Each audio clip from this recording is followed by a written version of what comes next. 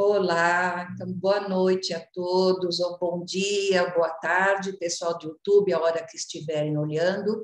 E eu estou de volta dentro da nossa cesta de partilha. Hoje é a cesta de partilha especial, que a gente vem com um encontro e vem com uns momentos de descontração e de prazer. E eu espero que o conto que eu tenha trazido hoje seja bacana e que vocês se divirtam o tanto quanto eu me diverti fazendo a procura e a pesquisa para trazer para vocês. Então, vamos lá. O Contos e Encontros, para quem está chegando agora, que ainda não conhece, não sabe o que é. O Contos e Encontros, ele faz parte das cestas de partilha e acontecerá na toda última sexta-feira do mês. Eu vou procurar trazer sempre contos de escritores brasileiros, de escritores... eu coloquei aqui famosos, mas até me surpreendi com o conto que eu trouxe hoje. Mas a minha intenção é essa, de fazer essa menção aos nossos escritores brasileiros, que nós temos uma vasta literatura muito linda, muito rica, e poucas pessoas conhecem. E por que o conto? Porque por trás da aparente simplicidade dos contos, muitas vezes que são desprezados pelos adultos, há assuntos complexos, há negações que são impostas pela cultura. Desde os tempos imemoriais, as histórias nos ensinam profundas lições sobre nós mesmos e sobre o mundo. Elas nos ligam com os mistérios da vida e das outras pessoas. Os seus enredos falam de sentimentos comuns a todos nós, como o amor, como o ódio, a alegria, a morte, o medo, a rejeição, a frustração, enfim, toda essa infinidade de emoções e sentimentos que habitam dentro de nós. E, através dos contos, nos colocamos em determinadas situações, nós conseguimos trazer isso e trabalhar de uma forma mais leve. Os contos de fada, as histórias literárias, elas funcionam como um manual para a descoberta desses sentimentos dentro da criança, e eu ouso dizer que muito mais dentro de nós adultos, né? Porque quando nós mergulhamos com prazer nesse mundo do faz de conta, nós desenvolvemos os nossos sentimentos e aprendemos a lidar com essas sensações que dão vazão às nossas próprias emoções. O conto que eu escolhi para hoje é do escritor Silvio Romero, e ele trouxe para mim assim uma grande surpresa e foi um grande aprendizado, e é isso que eu espero passar um pouco para vocês, porque se alguém me recomendasse ler Silvio Romero, eu ia deixar de lado, eu ia achar que não era para... Não vem de encontro com a literatura que eu gosto, né? Mas seria um ledo engano, porque foi através da busca de saber quem era por trás essa figura humana, Silvio Romero, que eu acabei descobrindo essa particularidade, essa sensibilidade enorme desse grande homem da nossa literatura. Então, eu coloquei aqui a biografia deles para a gente conhecer um pouquinho, né, como que foi a carreira dessa grande figura. Então, é Silvio Vasconcelos da Silveira Ramos Romero. Nasceu em Sergipe, em 1851. Ele era filho de um comerciante português, André Ramos Romero, e de Maria Vasconcelos da Silva Ramos. Ele foi um advogado, ele foi jornalista, foi crítico literário, foi ensaísta, poeta, historiador, filósofo, cientista político, sociólogo, escritor, professor e político brasileiro. Então, assim, uma gama de alta inteligência desse homem, né? Ele foi membro do Instituto Histórico e Geográfico Brasileiro, foi o fundador da Academia Brasileira de Letras, ocupando a cadeira de número 17 na academia. Também foi pensador social, folclorista, poeta, jornalista, eu estou repetindo aqui, né? E crítico literário e sócio correspondente da Academia de Ciências de Lisboa. Um pouquinho da infância e da formação do Silvio. Ele foi levado, ainda pequeno, para o engenho do avô, onde ele viveu por 5 anos. E nesse engenho, ele conta que foi onde ele passou os melhores dias da infância dele. Inclusive, tinha uma escrava, né, que trabalhavam para eles, que ele teve grande afeto por essa anciã, que foi uma que inseriu nele os estudos, a vontade de ouvir histórias, a vontade de contar histórias, e também o ensinou a rezar. Ainda jovem, ele foi para o Rio de Janeiro, onde ele estudou humanidade com os melhores professores da cidade.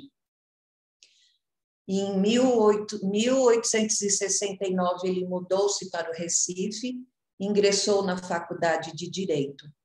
Ele era polêmico e contraditório já para aquela época.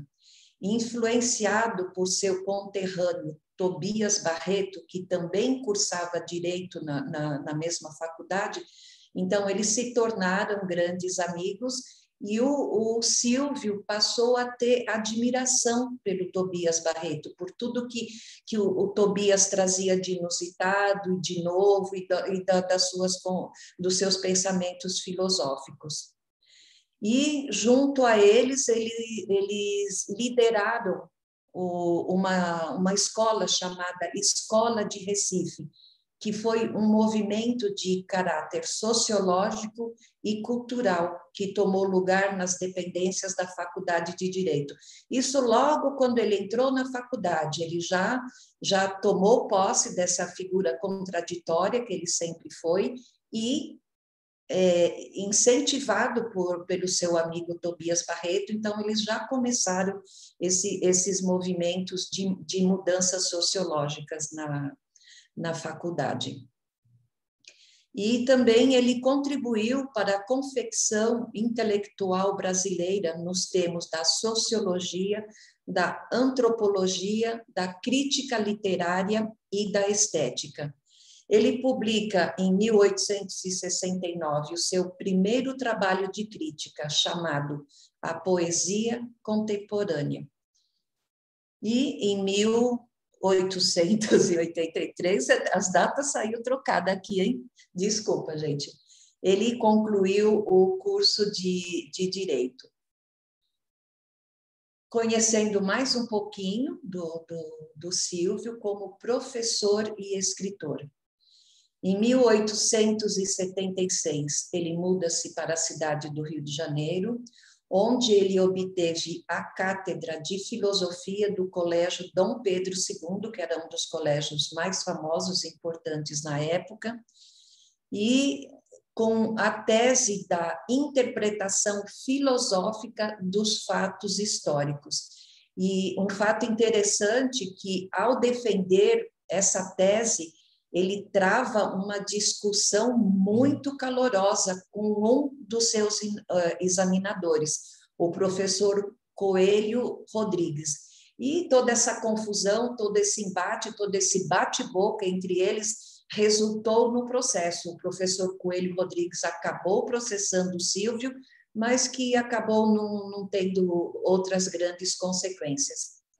Ele também foi professor da Faculdade Livre de Direito e da Faculdade de Ciências Jurídicas e Sociais do Rio de Janeiro. Como professor, ele escreveu vários livros que abordam diversos assuntos ligados à cultura popular, revelando-se um grande folclorista. Ele escreveu sobre filosofia no Brasil e sobre escolas filosóficas diversas. Tratou sobre assuntos sociológicos, sobre assuntos políticos e sobre história literária. Estimulou o desenvolvimento da sociologia no Brasil, sendo considerado um dos seus precursores no país. A sua obra mais conhecida é A História da Literatura Brasileira, que foi publicada em 2 volumes, que é uma enciclopédia que traz todos os conhecimentos sobre o Brasil, desde a origem e por toda essa evolução que a nossa cultura passou, desde as suas raízes sociais e étnicas. Como político, ele entrou na política em 1875, foi na época que o seu pai faleceu, ele voltou para Recife, para o velório do pai, e nessa época um irmão dele era juiz de direito na cidade, e ele travava já essa disputa política de oposição na cidade. E ele convidou o Silvio para fazer parte dessa política da cidade. Então, ele foi eleito deputado provincial pela cidade de Estância, no Sergipe. Ele chegou também a assumir outros cargos políticos. Como deputado, ele lutou pela qualificação da educação com projetos com uma visão avançada, pela qual lutou até o final dos seus dias, mesmo desagradando os professores conservadores da época. Em 1889, ele foi eleito deputado federal, ainda por Sergipe, pelo Partido Republicano, e nessa época quem era o presidente da República era o Campos Salles, e ele ficou nesse cargo de deputado até 1902. Ele também trabalhou na comissão que foi encarregada de rever o nosso Código Civil brasileiro, e a função dele nessa comissão era de redator geral.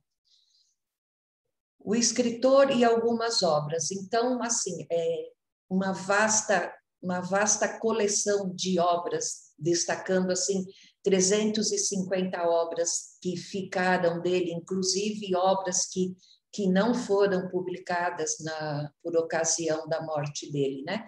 Eu citei algumas aqui só para mais efeito de conhecimento e curiosidade para nós.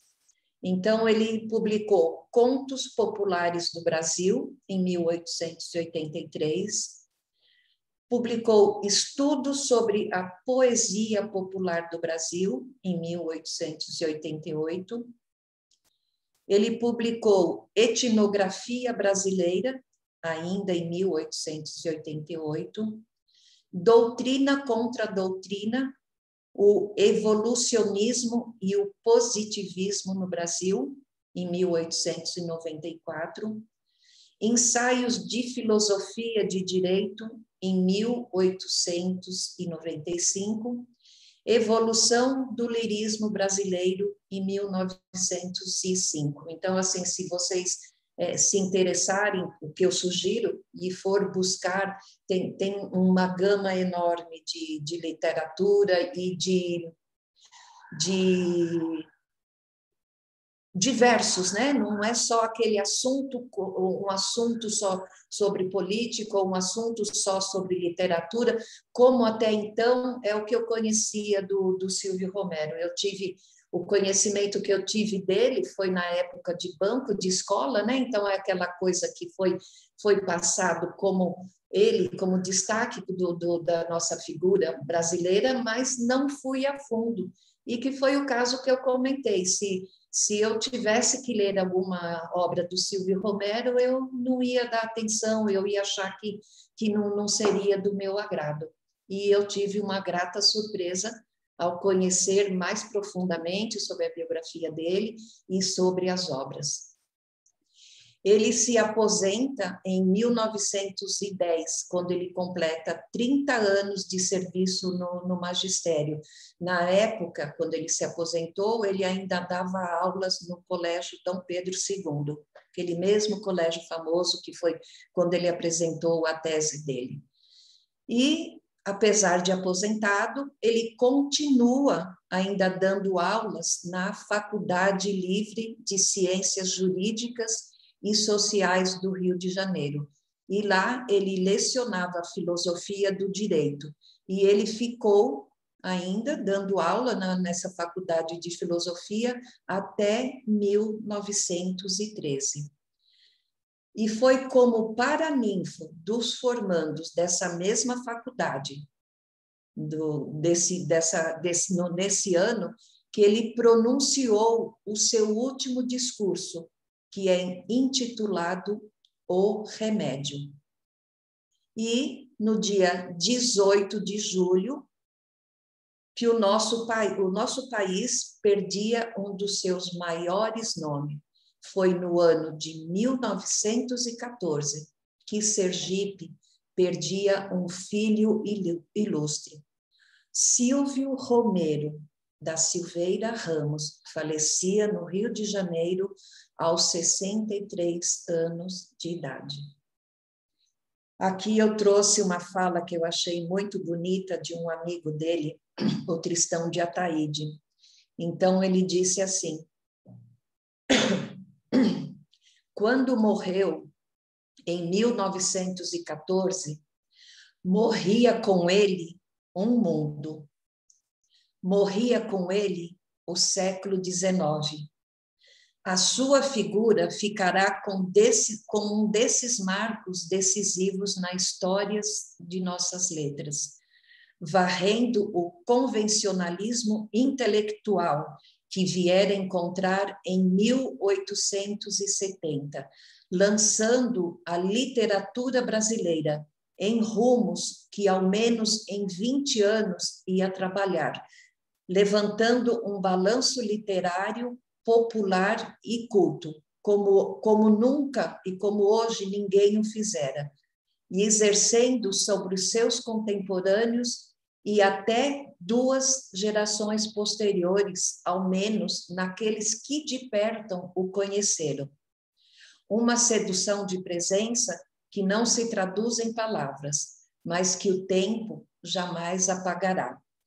Então, essa fala do Tristão de Ataíde faz um resumo de quanto foi importante essa figura do Silvio Romero para todas as artes em geral, na literatura, porque essa parte dele de trabalho, desse embate, dessa parte contraditória que eu vou falar logo em seguida, foi o que mostra a figura humana e patriota que existia atrás da pessoa Silvio Romero.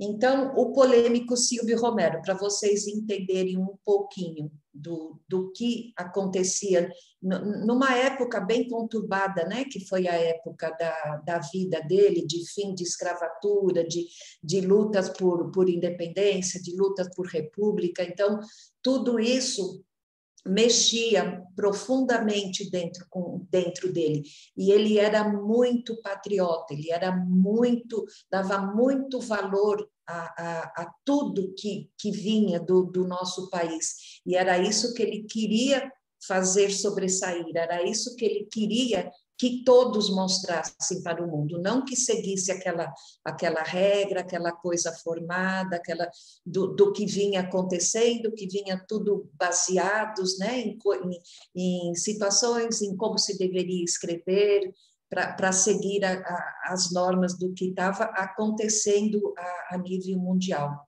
Então, ele era conhecido como polêmico, porque ele enfrentava a todos, sem medir suas palavras e maneiras de ferir ao próximo, sempre quando desejado. Então, assim, aquela pessoa afrontosa, né? Que ele não tinha medo de ir para o embate, não tinha medo de fazer valer os seus direitos e de fazer valer os pensamentos daquilo que ele achava que era honesto e que era o justo. Ele denunciava e criticava em jornais os pensamentos dos políticos, dos escritores, principalmente os romancistas, acusando-os de responsáveis pela pobreza e atraso do país, já que eles não escreviam sobre temas e realidades que abordassem a nação, como, por exemplo, a questão da nossa raça, a questão da nossa cultura popular da época, a questão da nossa natureza, dentre outros que deveriam acrescer e abordar a nacionalidade e a sociedade brasileira. Então, a maioria dos romancistas daquelas épocas, eles viam muito pela literatura de Portugal, que escrevia mais naquela coisa voltada. Então, os nossos escritores, eles seguiam por esses caminhos. E o que o Silvio queria era isso, ele queria que buscasse dentro do nosso país, dentro da nossa cultura, dentro do que nós temos, que era belo, que é belo, sim, e que é importante, e que fosse escrito que isso atingisse as outras pessoas também, para que todos conhecessem a nossa beleza. O objetivo do escritor sergipano era de divulgar e valorizar as influências que o Brasil sofreu nas diversas áreas, que através de tais influências resultou na formação da sociedade brasileira. Então, era o quê? Toda essa miscigenação, toda essa influência de raça que nós tivemos, do que nós passamos, da vinda dos escravos da África, das várias colonizações europeias que nós sofremos influências. Então, tudo isso enriqueceu a nossa cultura, enriqueceu de forma grandiosa. E isso se refletia na natureza, se refletia na cultura. Era isso que ele queria que fosse abordado.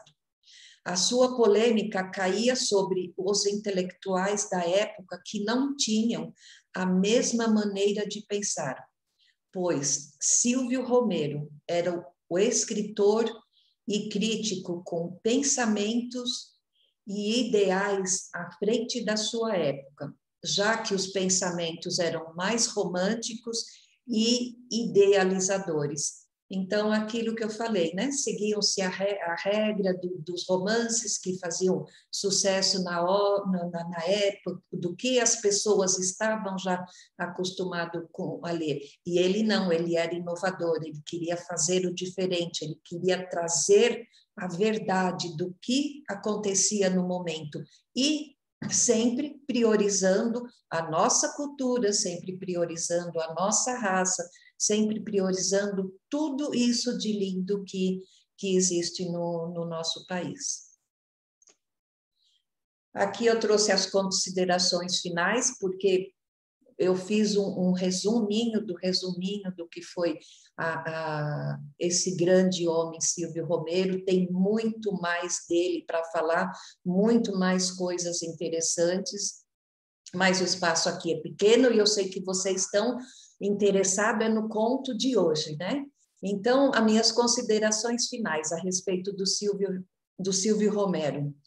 Essa grande figura nacional não pode deixar de ser adorado e admirado pela sua intelectualidade, pelo seu poder crítico, ou melhor, o seu poder de enxergar as coisas com um grau altíssimo de cientificismo. E por ter contribuído, talvez antes de qualquer outro, para a renovação do pensamento brasileiro, tirando das regiões metafísicas para o horizonte do real, das filosofias baseadas na ciência. Para ele, havia uma oscilação entre a identidade europeia e o sangue tropical, entre a mestiçagem e o branqueamento entre o país do futuro e o futuro que era sempre adiado. Desse escritor, fiquemos com a imagem em que, no esforço de definir o país, compreender sua identidade, nos deixou inspirado por seu amor vigilante pelo Brasil. Então, isso é um pouco do Silvio Romero, autor do conto que eu escolhi hoje para estar apresentando para vocês. E o conto que eu escolhi foi Porque eu estou com a minha câmera fechada, não estou, gente? O conto se chama... Oi? Está aberta a sua câmera. Está aberto? É porque eu não consegui ver, desculpa. Porque o mar tanto chora, esse é o nome que eu muito carinhosamente escolhi para vocês hoje. Confesso que eu li vários e vários contos fantásticos, mas o que me tocou, olhando por esse lado da figura do Silvio Romero, foi esse dele. Então, este conto, ele está no livro A Volta do Mundo em 52 histórias. Essa história, ela vem diretamente do Nordeste e é conhecida também como Cinderela Sergipana. E cá entre nós, eu confesso para vocês que é a versão mais bonita de contos que eu encontrei em relação a esse conto, a Cinderela. Achei de uma sutileza, de uma delicadeza muito linda. A linguagem deste conto, ela é suave, é profunda, é onírica. Não tem explicações e não tem justificativas. A lógica passa bem longe do que nós vamos ouvir hoje. Os elementos vão se juntando e a história segue fluindo como um rio, ou seria como o mar. Isso nós vamos ver. Por isso, hoje eu convido vocês para prepararem os ouvidos, afinarem bem os ouvidos e sintonizarem nesse universo mágico que eu vou trazer para vocês através da leitura desse conto. Eu deixo aqui as referências bibliográficas, aonde eu pesquisei, aonde eu busquei, para trazer um pouquinho do escritor Silvio Romero, para quem tiver interesse, buscar mais informações sobre essa pessoa maravilhosa. E deu tilter aqui, não quer passar de novo.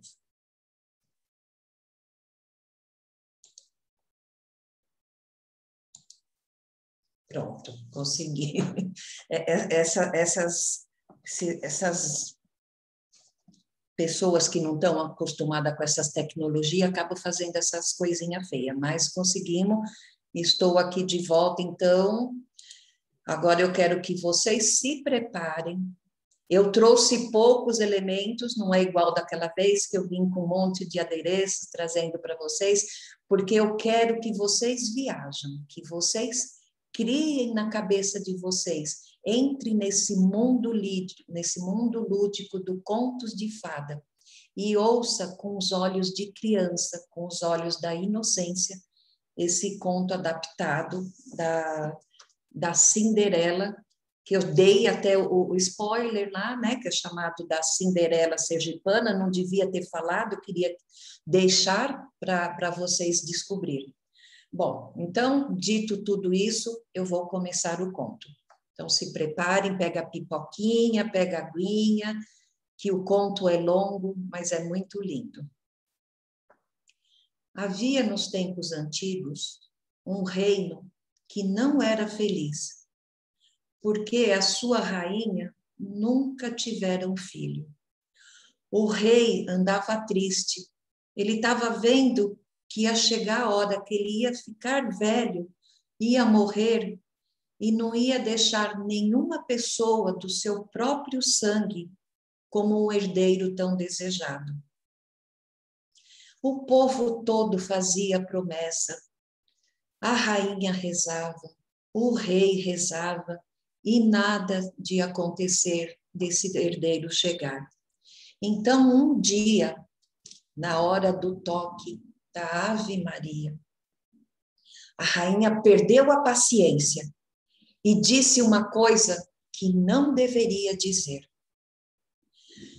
Permita, Deus, disse ela, que eu tenha um filho, nem que seja uma cobra.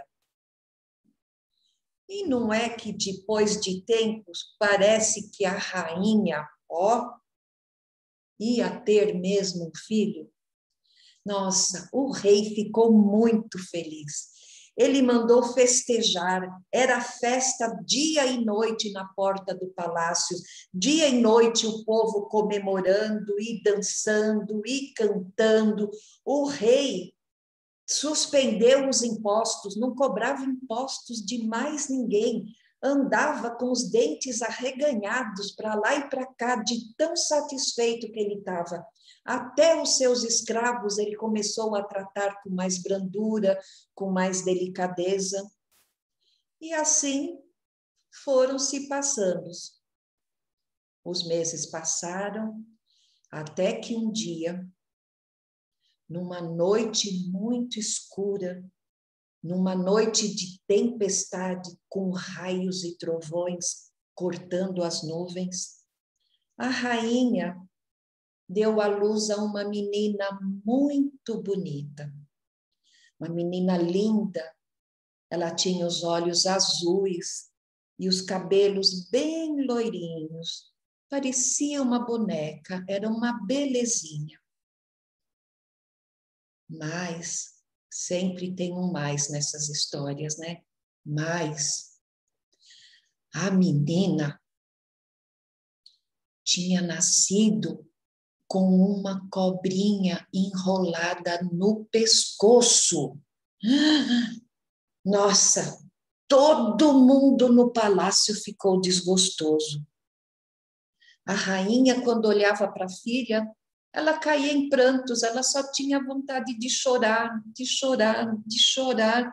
E ninguém queria chegar perto do berço da menina, porque eles tinham medo da cobra, lógico, né? E o rei mandou vir médico de tudo quanto foi países, chegaram doutores, vieram rezadores, vieram benzedeiras, vieram adivinhos, de tudo foi quanto parte do mundo. Mas quanto mais eles se aproximavam e tentavam tirar a cobra do pescoço da menina, mais a cobrinha se agarrava no pescocinho dela. E assim os anos foram se passando, e a princesa, ela criou um bem de amor com a cobrinha. Essa cobrinha, ela era verde e ela tinha uns olhinhos de gente. Olha que lindinha que era a cobrinha. E horas, a princesinha e a cobra ficavam brincando na beira do mar. E quando a cobrinha, ela via as ondas do mar, ela gostava de sair do pescoço da princesinha e corria a passear feliz pelas ondas. E ela ficava tão longe da terra que a princesinha não via para onde ela ia. E por isso ela ficava muito triste e começava a chorar, porque ela tinha medo que a cobrinha não voltasse nunca mais. E ela chorava tanto, que a cobrinha voltava outra vez para o pescocinho da menina. E elas se enrolavam e elas voltavam juntos para o palácio do rei. Lá no palácio do rei, ninguém sabia das brincadeiras das duas lá na praia. Mas lá um dia, a cobra, ela entrou pelo mar adentro e foi muito mais longe do que das outras vezes. E a princesa chorou. A princesa chorou muito, até que a cobrinha voltou e falou com ela. Ah, minha linda irmãzinha, chegou o meu dia. Eu vou para bem longe, para muito longe. Eu vou para uma terra que fica a mais de 1000 léguas abaixo do fundo do mar. Você vai ficar sozinha, mas não tem nada não, minha irmãzinha. Eu não vou te abandonar. Eu vou te ajudar sempre que for preciso. O meu nome é Labismínia. Grita por Labismínia e pode ficar descansada, que eu venho correndo para te ajudar. E dito isso, a cobrinha correu por mar adentro. E a princesinha ficou parada na beira da praia chorando. E tantas lágrimas corriam dos seus olhos que era como um riacho vertentes. E depois ela se calou. Labismínia, a sua irmã, se fora. E ela estava só no mundo, estava sozinha. Em casa, quando a princesa chegou, eu esqueci de falar para vocês que o nome da princesa é Maria. Em casa, quando a princesa Maria chegou, sem a cobra no pescoço, nossa, aquilo foi um rebuliço, foi uma alegria total. O rei até dançou de contente e começou até preparar uma grande festa para comemorar o acontecido. E chamou o rei de todos os outros reinos. Os escravos não trabalhavam mais com as algemas nos braços e nos pés. E foi festa de novo durante vários e vários dias, pela alegria que a cobra finalmente tinha saído do pescoço da princesinha Maria. Só que a princesa Maria estava tão triste, ela estava tão triste, que ela nem percebeu que tudo aquela festa era para ela. E todas as manhãs, quando o sol nascia, lá ia ela para a beira do mar, para ver se a Labismínia voltava, para ver se a Labismínia aparecia. E o sol chegava de longe, o sol vinha de muito longe e nem trazia notícia da Labismínia. E ela continuava muito triste. E quando chegava a tarde, a princesa voltava para a praia, onde ela tanto brincava com a sua irmãzinha. Ela queria ver se a lua conseguia trazer alguma coisa, conseguia trazer alguma notícia da Labismínia. Se a lua podia dizer se tinha visto, se tinha passado pela terra onde a sua irmã estava morando.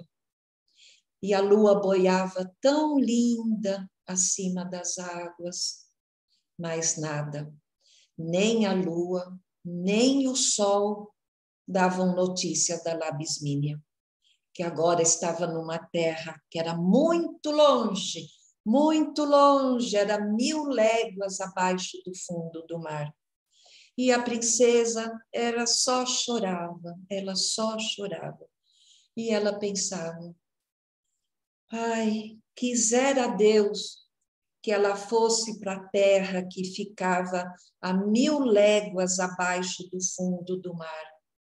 Ah, se ela pudesse descer como peixe, fugir desse mundo e se encontrar outra vez com a Labismínia. O seu pescoço até já estava acostumado com a cobrinha. E assim, os dias foram passando,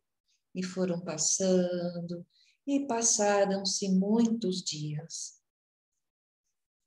Até que um belo dia, a rainha de um país vizinho do reino que ela morava adoeceu.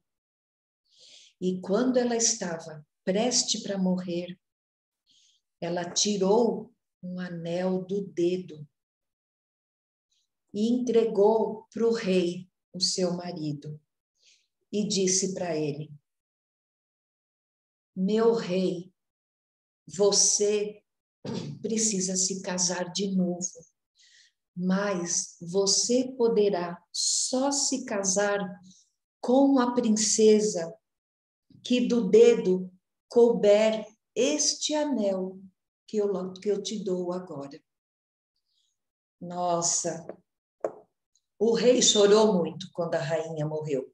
Chorou muito, mas não chorou muito não, tá? Chorou um pouquinho só. E tão logo ele ficou viúvo, o rei, que era um homem velho, feio, rabugento, ele resolveu logo ir procurar uma tal da noiva para se casar. E o que ele fez? Ele mandou o anel para todas as princesas dos outros reinos, para experimentarem. Primeiro, ele mandou para as princesas de Castela. O anel não deu no dedo de nenhuma. Depois, ele mandou para as filhas do rei da França. Também não deu no dedo de nenhuma delas. Então, ele mandou falar com o soberano da Inglaterra. Lá ele tinha esperança que ia encontrar. E também, dessa vez, não apareceu nenhuma princesa que o anel coubesse no seu dedo. Na corte da Áustria, mesma coisa. E assim levou-se um tempão. O tempo foi passando, e o rei já estava até quase ficando convencido que ele nunca ia achar a tal moça que servisse o anel para ele se casar. Foi quando ele se lembrou que tinha uma princesa que ainda não tinha experimentado o tal anel. Quem era? Era a princesa Maria. E ele foi visitá-la no seu palácio. E, sem a menor dificuldade, colocou o anel no dedo. Nossa, o anel no dedo da Maria parecia como se tivesse sido feito para ela. Ai, mas só que Maria, quando soube da história, ela não queria casar com aquele homem horroroso. Mas os seus pais se exultaram de alegria, porque o rei era viúvo e ele era um rei imensamente rico. E o pai da Maria não andava lá grande coisa nos seus negócios. Então, ele via com grande interesse o casamento da Maria com esse rei e tratou logo de arrumar os preparativos do casamento. Quando a princesa soube da intenção dos seus pais, o que ela fez? Ela correu para a beira da praia e começou a chorar alto, e começou a chorar tanto, tanto, derramando tantas lágrimas, como um olho de água de pé da serra. Labismínia, Labismínia, ô Labismínia, minha irmãzinha, Labismínia, vem me acudir.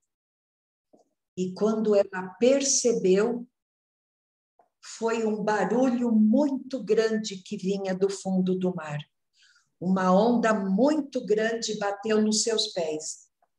E a cobrinha verde, de olhos de gente, apareceu na sua frente, como que por um encanto, e foi logo dizendo para ela: ai, por que chora, linda princesinha, minha irmã? E Maria contou toda a sua história para Labismínia. ela se sentia a mais desgraçada moça das moças da terra, porque ela teria que se casar sem amar. Não tem nada não, minha irmã, a Labismínia falou para ela. Eu te salvarei de tudo. Pede ao rei, volta ao palácio e pede ao rei que para você se casar com ele, é preciso que ele te dê um lindo vestido da cor do campo, com todas as suas florzinhas. E depois disso, o mar fez outro barulho medonho, e uma onda levou a Labismínia para as profundezas do mar. A princesa Maria ficou radiante, né? Ficou satisfeita com que a cobrinha veio em sua ajuda. E disse para o rei o seu desejo. O rei ficou muito espantado com esse pedido, mas não se desenganou. Chamou mensageiros, chamou os criados, chamou os escravos e pediu que todos saíssem pelo mundo atrás do tal vestido.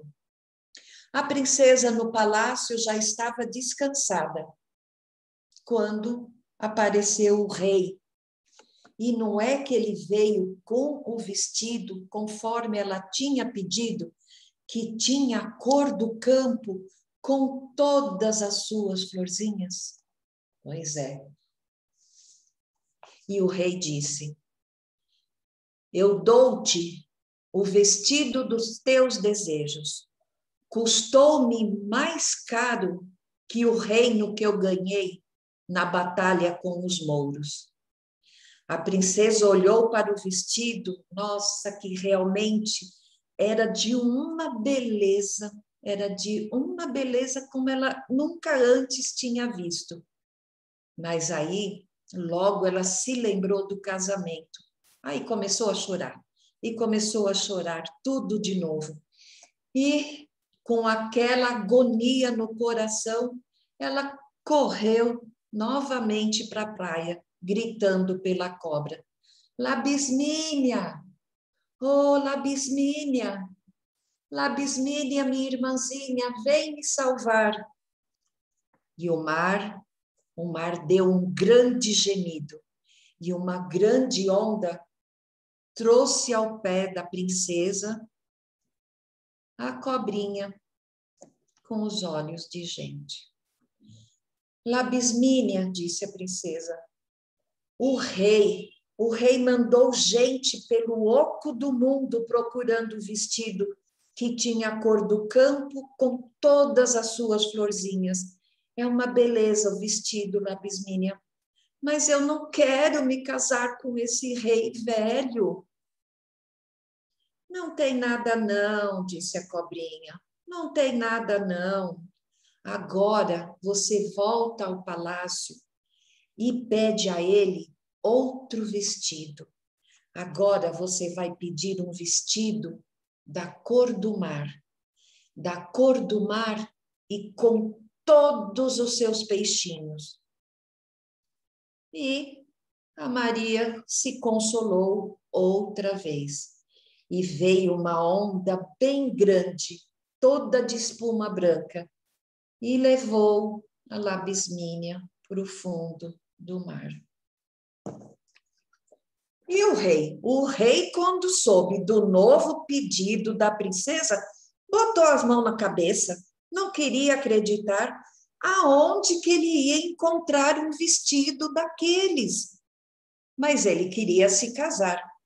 Então, ele mandou todo mundo de novo, todos os mensageiros, todos os seus escravos, pelo mundo afora, e que só voltasse quando tivesse encontrado o tal vestido do desejo da princesa. E não é que lá um dia eles voltaram e trouxeram o tal vestido da cor do mar com todos os seus peixes. E ele foi todo contente e levou o vestido para Maria. A princesa achou o vestido uma beleza, muito mais bonito que o outro. Ela vestiu-se com ele, se olhou no espelho do palácio. Ai, mas aí, quando ela se lembrou que ela tinha que casar com o rei, pronto, começou a choradeira de novo, e chorou, e chorou, e chorou. E lá foi ela de novo para a beira da praia, atrás da Labismínia. E dessa vez, a cobrinha não tardou a chegar para consolar a sua irmã. Não tem nada não, minha irmãzinha. Não precisa chorar tanto. Labismínia tem outro jeito. Agora você vai voltar e vai pedir para o rei um vestido da cor da noite e com todas as estrelas que há nela. E a Labismínia fez tanto agrado, fez tanto carinho, que a princesa voltou para casa contente da vida. E a Labismínia, mais uma vez, voltou para o fundo do mar. E ela, quando chegou no palácio, ela logo foi falar com o rei. E já foi logo falando do seu pedido, que agora ela queria um vestido da cor da noite e com todas as estrelas que tinham no céu. O rei entrou em desespero, ele já não estava mais aguentando aquela situação. Onde que ele ia encontrar esse vestido, meu Deus do céu? Então chamou de novo seus vassalos, chamou o seu tesoureiro, abriu toda a sua arca de tesouro e disse: danem-se pelo mundo, mas me tragam esse vestido aqui, nem que custe todo o ouro que eu ganhei na guerra contra os turcos. E os mensageiros saíram, todos correndo pelo mundo, cada um para o lado. E a princesa, de contente, ela cantava.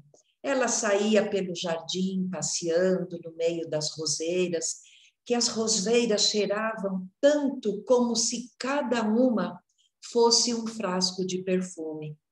E os passarinhos dos arvoredos cantavam, e muitos deles vinham brincar nos pés da princesa, que era a criatura mais alegre desse mundo. A princesa Maria brincava com os pássaros, feliz, contente, na confiança que ela tinha na sua irmãzinha Labismínia. E o tempo foi passando, os dias foram passando, os meses foram passando. E não é que num belo dia chega o rei no seu palácio. E atrás do rei vinham 100 escravas que traziam nas mãos o vestido que ela tinha pedido, justamente negro como a noite e com as estrelas numa seda que brilhavam como se fosse diamantes. A cauda do vestido era tão longa que ela nem conseguia ver o fim.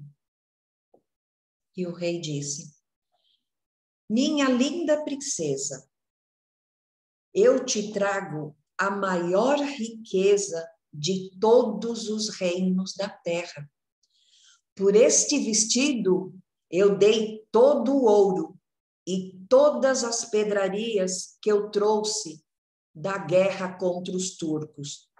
Agora, minha princesa, vamos logo marcar nosso casamento, que eu não aguento mais. A princesa nem esperou que o rei fosse embora. Foi logo caindo no chão de desespero e chorando,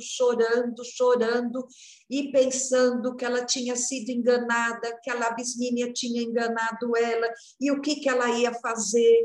E nesse desespero, o que ela fez? Lá foi ela de novo, correndo para a beira da praia, chamar pela Labismínia, chamar pela sua companheira com gritos de dor. E corriam lágrimas dos seus olhos, como águas de uma biqueira de casa grande. Labismínia, Labismínia, oh Labismínia, onde está você, minha cobrinha do coração? E neste momento, ouviu-se um grande barulho que vinha do fundo do mar. E a cobrinha verde, de olhos de gente, chegou-se para a princesa, que chorava desesperadamente. E a Maria lhe contou tudo o que tinha acontecido. Ah, não faz mal, disse a cobrinha. Volta para casa, arruma tuas malas com todos os vestidos que o rei te deu e volta aqui de novo para a beira do mar, aqui aonde eu estou.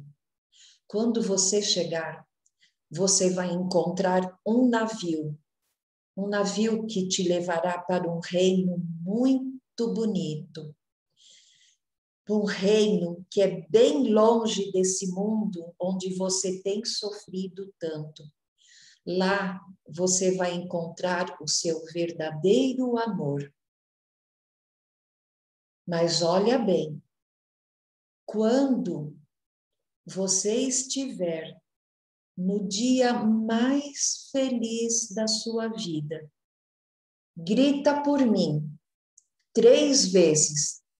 Por 3 vezes você me chama, porque assim eu vou me desencantar e eu vou voltar a ser a princesa que eu sempre fui. Dito e feito. A Maria fugiu com todos os seus vestidos no navio que a Labismínia mandara para ela.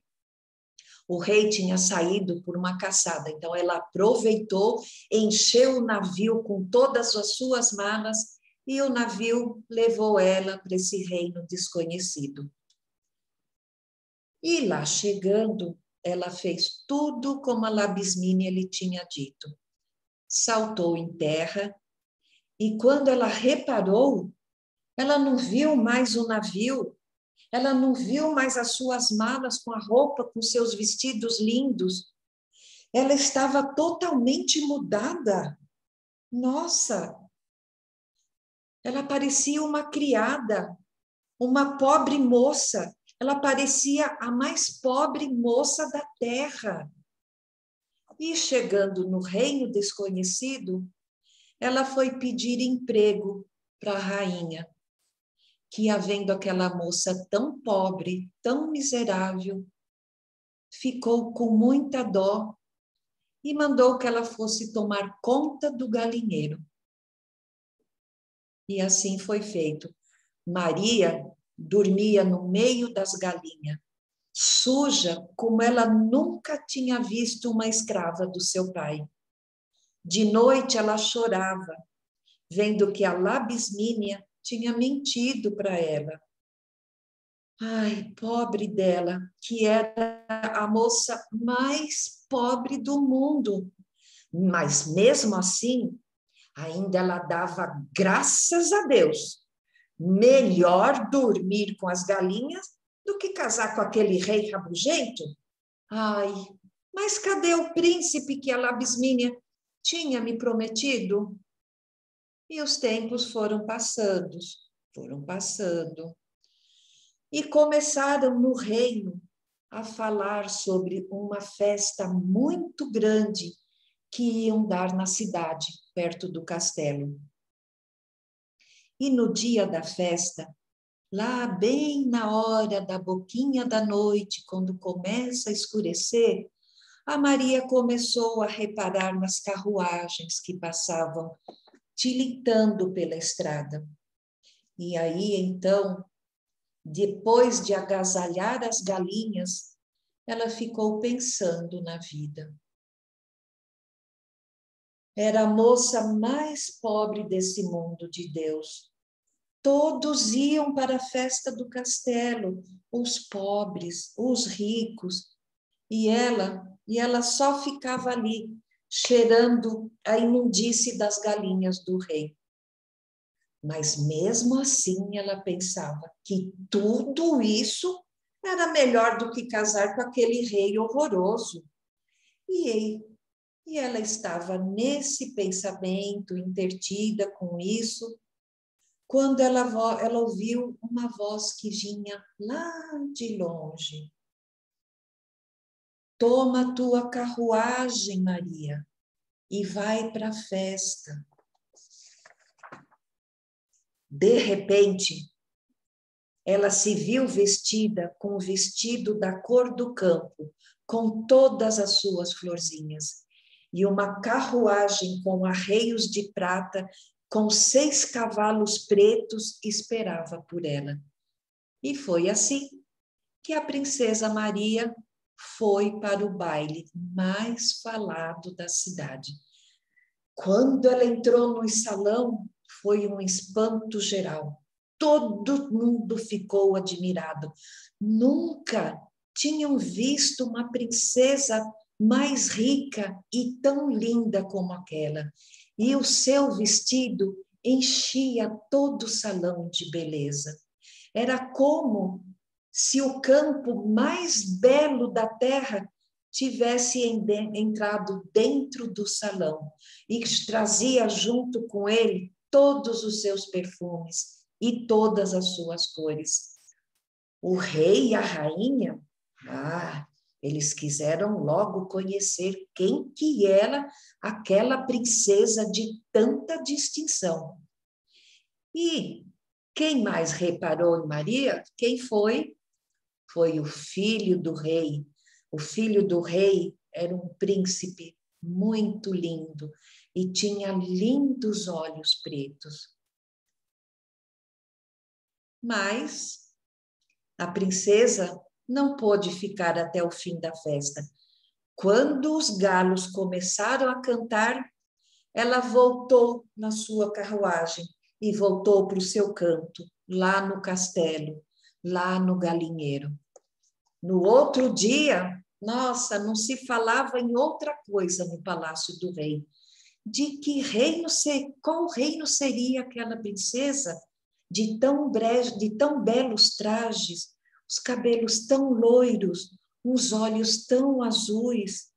O príncipe só falava nela com a sua mãe. Ele não queria saber de outra coisa, a não ser falar daquela moça, do vestido que tinha a cor do campo, com todas as suas florzinhas. Eram 3 dias de festa. Na noite seguinte, havia outra noite de festa, havia outra noite de dança.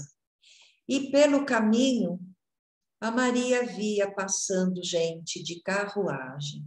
E mais uma vez ela ficou bem triste vendo tanta gente feliz, tanta moça deslumbrante, e ela ali no meio das galinhas, tão pobre e tão só.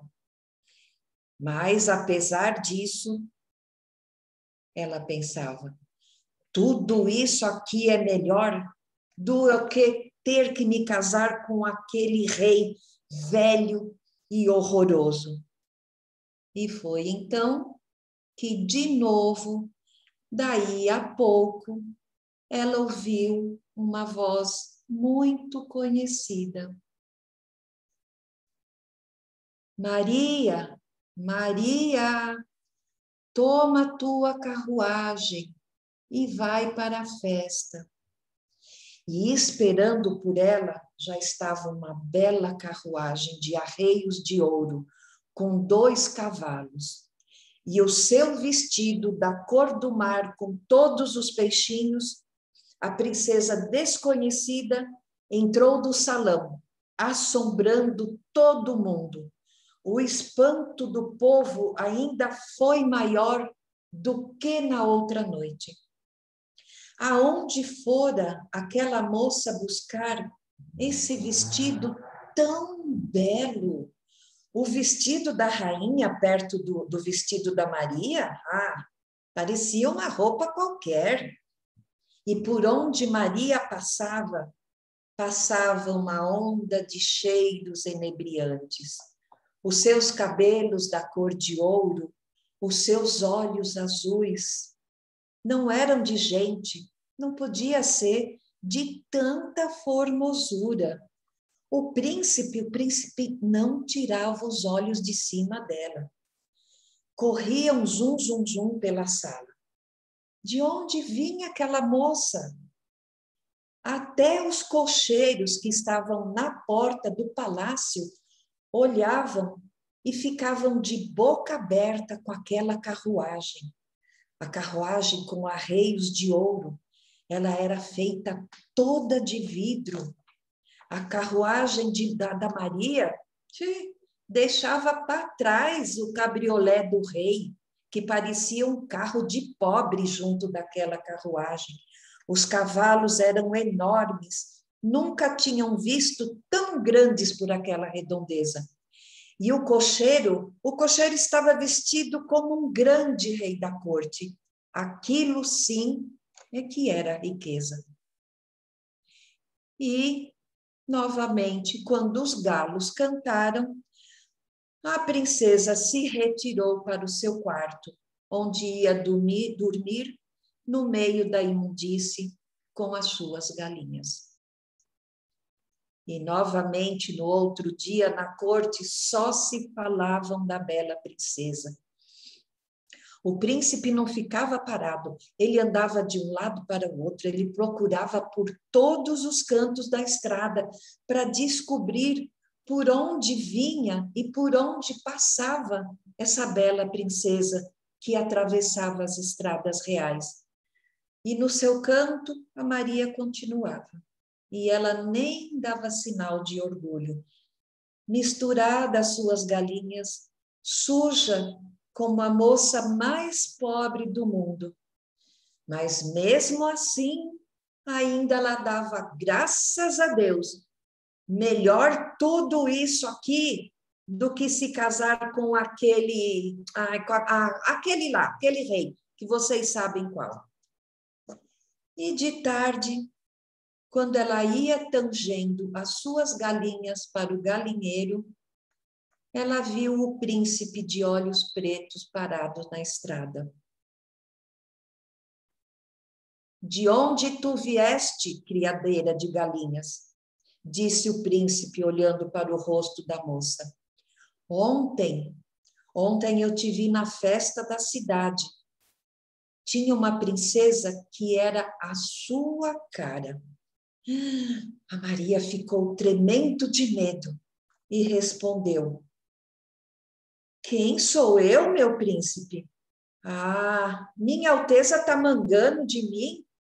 Ah, riégua para eu me parecer com a mais bela princesa da vossa festa. Mas o príncipe não saiu de cabeça baixa. Naquele dia era a última noite de festa. E a Maria, sentada na porta do seu quarto, olhava a lua saindo do céu, bem redondinha, cobrindo tudo de prata. Vinha um ventinho de longe soprar os cabelos encantados da princesa. E pela estrada, as carruagens já começavam a correr para o baile. Aí ela ouviu, mais uma vez, a vozinha macia da Labismínia.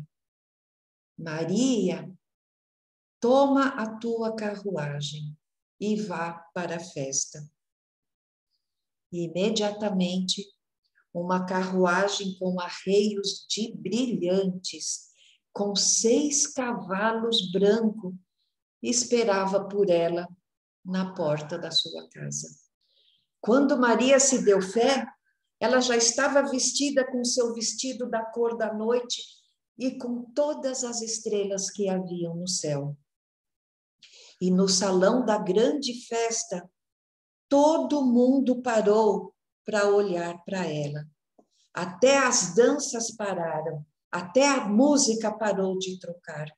A princesa entrou e ela só via gente admirando para o que ela trazia de belo. O príncipe ficou tão cheio de amor, tão enamorado, que ele correu para a princesa, caiu aos seus pés, beijou-lhe o vestido e, com lágrimas nos lindos olhos pretos, ele disse: minha linda princesa, guarda contigo essa lembrança, disse ele, e deu a Maria uma linda joia. E mais uma vez, na hora que os galos cantaram, voltou outra vez a princesa para o seu quarto do galinheiro. E o príncipe? O príncipe de tanto amor que pegou pela princesa, caiu doente de cama. Nada mais existia para ele. Ele não comia, ele não dormia, ele só vivia dando suspiro pela princesa que se foi. A rainha mãe, chamou todos os doutores do reino para vir cuidar do seu filho naquele estado.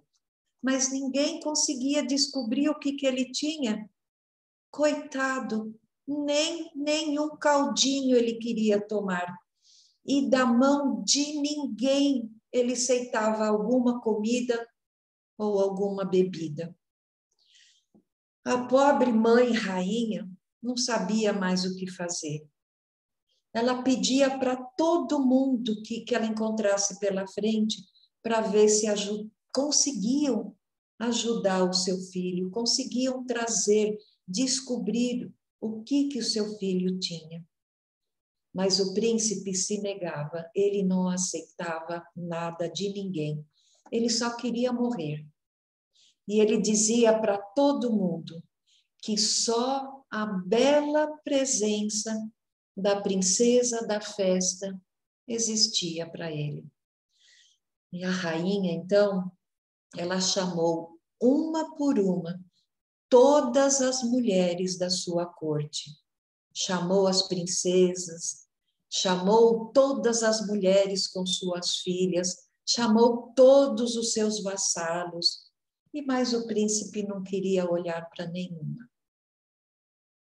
Aí foi quando se lembraram da moça do galinheiro. E Maria foi imediatamente chamada para o paço. E a rainha foi logo lhe dando ordens para ela levar para o quarto do príncipe um caldo que ele não queria tomar da mão de ninguém. Gente, minha rica senhora, respondeu Maria, quem sou eu para merecer tanta honra de vossa majestade? Tudo que eu posso fazer é preparar um caldinho. A rainha, como estava aflita, a aceitou e pediu que ela fizesse o caldinho. Maria preparou o caldo com muito carinho, com muito amor, e colocou dentro da tigela a joia que o príncipe tinha lhe dado na festa. E quando o príncipe colocou a colher na tigela e viu a joia, ele levantou-se imediatamente da cama, gritando para a mãe: Mãe, eu estou bom, mãe, eu estou ótimo. Manda trazer aqui a criatura que preparou este caldo. Foram correndo chamar a criadeira de galinhas. E quando os mensageiros chegaram no chiqueiro, eles ficaram assombrados. Eles encontraram a princesa da festa com o seu mais belo vestido e com ela 100 escravas para lhe servir de criada, com 1000 malas de rouparia e com 3 grandes carruagens. E, como era de se esperar, a princesa Maria se casou com o lindo príncipe de olhos pretos. A festa foi uma beleza, a festa foi um luxo, a festa foi de muita alegria. Mas no dia da festa, do casamento, a Maria, zonza de felicidade, ela se esqueceu de ir até a praia e chamar por 3 vezes pela sua fiel amiga, pela sua irmãzinha Labismínia, como a Labismínia tinha pedido. E a pobre princesinha não se desencantou. Ela ficou cobrinha, com olhos de gente, para a vida toda. E é por isso que o mar chora. E é por isso que o mar grita tanto. E é por isso que o mar soluça. E é por isso que o mar faz tanto barulho. É a pobre Labismínia que lá do fundo do mar, ela chama pela sua irmã ingrata, que não se lembrou dela no dia mais feliz da sua vida. E assim foi o conto de hoje. Entrou por uma porta e saiu pela outra. O mês que vem eu volto contando outra para você. Então, aqui eu me despeço, agradecendo pela paciência, que a história foi longa, mas eu não quis omitir detalhes, porque é uma história muito linda. E eu convido a todos que estão... toda sexta-feira nós temos a nossa cesta de partilha, que ela vem sempre com um convidado nosso especial, trazendo assuntos interessantes e assuntos para a gente discutir depois na nossa roda de conversa. E o nosso Contos e Encontros acontece uma vez por mês. Eu espero vocês, então, na próxima sexta-feira, na nossa cesta de partilha. Obrigado. Beijo. Tchau.